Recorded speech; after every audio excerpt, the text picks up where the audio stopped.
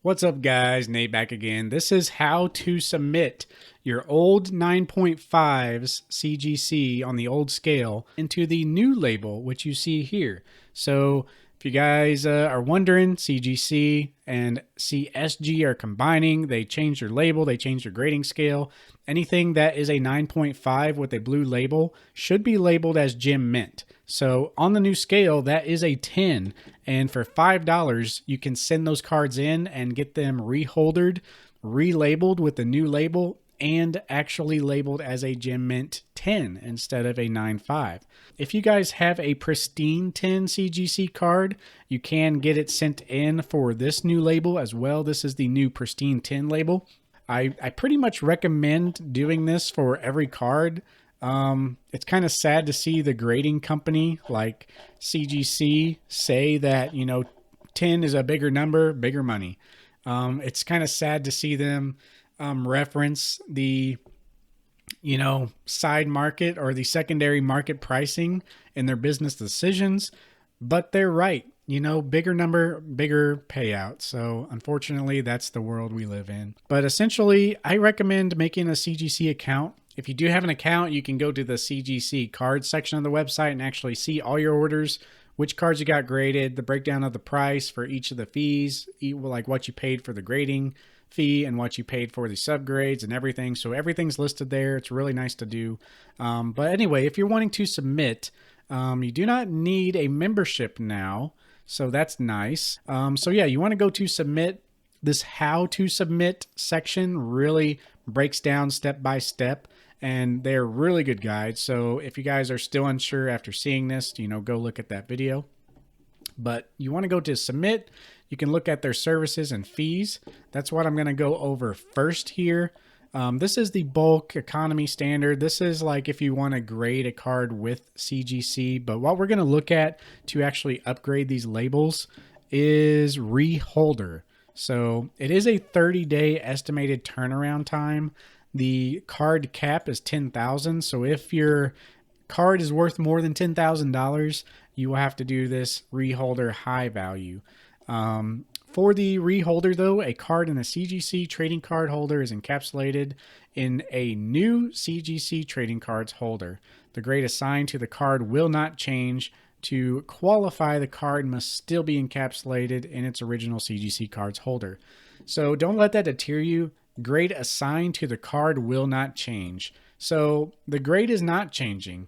This is a Gem Mint card on their old scale. So on their new scale, the Gem Mint is a 10. So it's got the same grade. It's literally just the number representing that grade. So these will be placed in a CGC new label 10. So yeah, let's go ahead and check that out. Let's get a submission going. Right up here at the top again, under submit, you want to go to submission form. Now let's go ahead and run down here.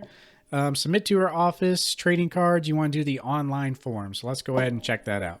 You should be brought to this TCG trading card submission form. Shows me some completed orders that I have in the past. Shows the date, how many cards, and I can look at old info there.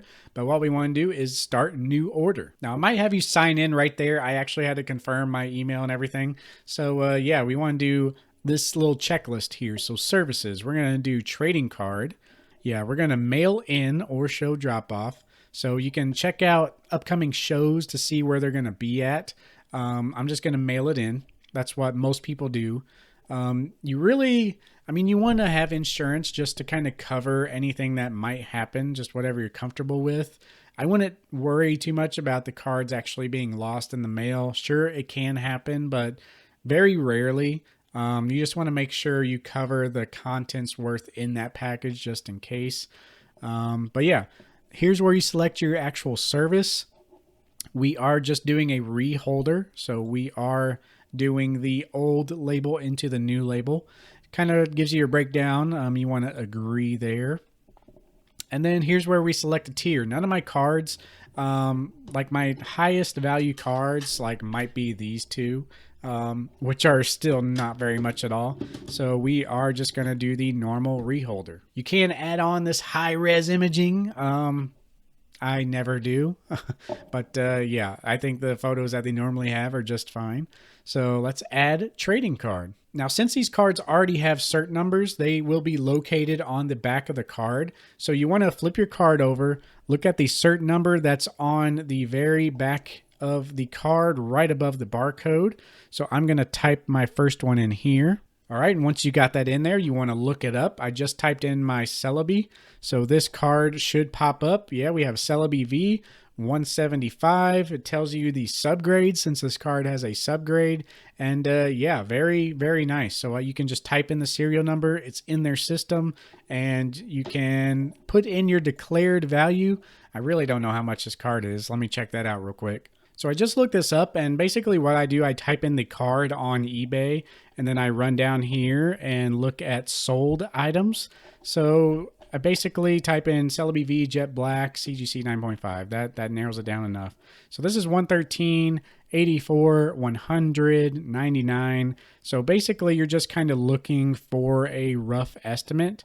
PSA 10s are going for 177. This one is kind of low because it was May. This was before the announcement, so it looks like after the announcement, these actually saw a little uptick. So yeah, I might actually put in just $100. You don't have to be exact. This is just a rough estimate. And really what they're looking for is the $10,000 plus section. So since you need to do the high value tier at 10,000 plus, this isn't even close. So we just have to, be in the ballpark.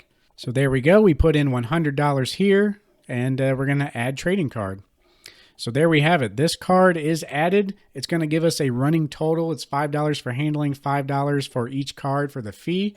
And basically, you're going to type in another number here. So I'm going to start typing in my Mewtwo and go down the list until I have all my cards in the stack. You do the same thing. Enter number, look up card, put in the estimated value in the ballpark, and then hit add trading card.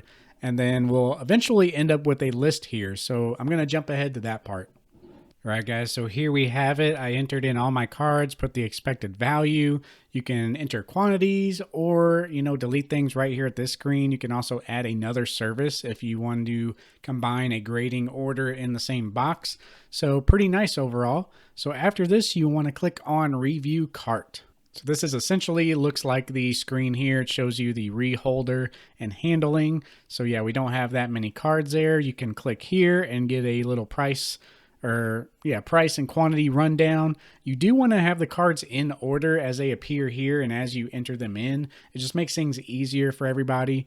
You want to just be courteous to the people handling your cards. You want to treat them as nicely as possible because their decision will increase or decrease the value of your cards. So yeah, we just want to double check everything and go to continue or choose shipping method down here. So essentially this is like a checkout process like any other website. So pretty easy from here on out.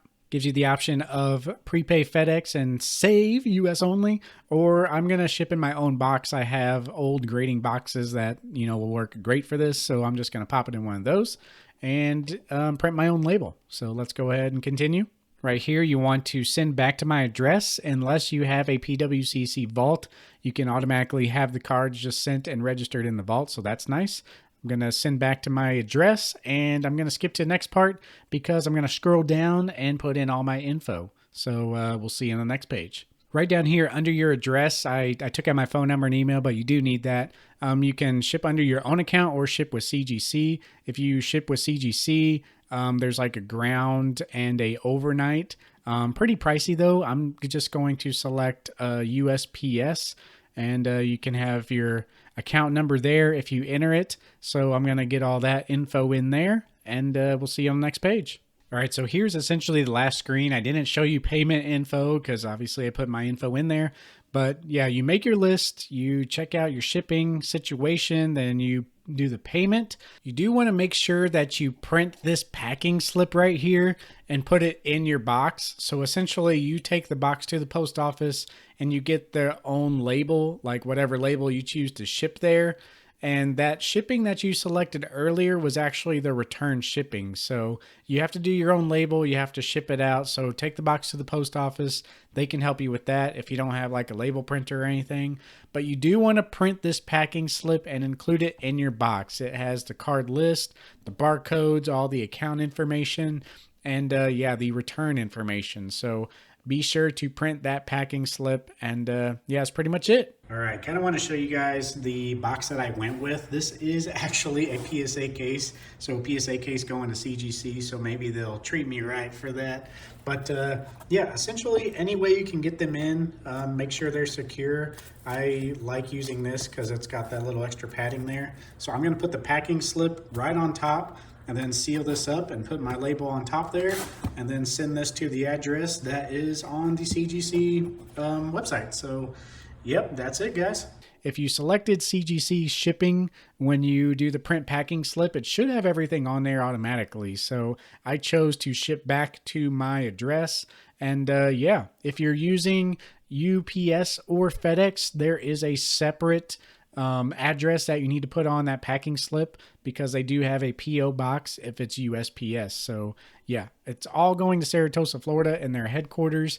And basically when I print this packing slip, I'm going to get the cards in the box, and yeah, that'll be it. It's going to be in the mail. And once they have it and process it in their system, if you log into the CGC website, you should see the grading status and the current point in which they are grading. So they have to accept the order. Then they look at, you know, like card ID and research and reholder process. There's a little tracker on there that you can keep track of all that stuff. But yeah, essentially, once you get that list in there and pay for this and get this card shipped out, that is all you do. You just wait until the cards come back. So it's a really easy system. If you guys have any questions, let me know in the comments down below. I hope this helped. And yeah, go get those new labels. Sayonara to the old 9.5s.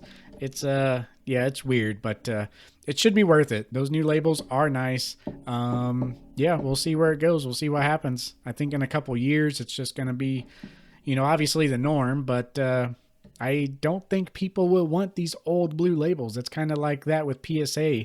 Even though they didn't change their label very much, people don't want old PSA labels. So anyway, guys, thanks for watching. See you in the next one. Peace.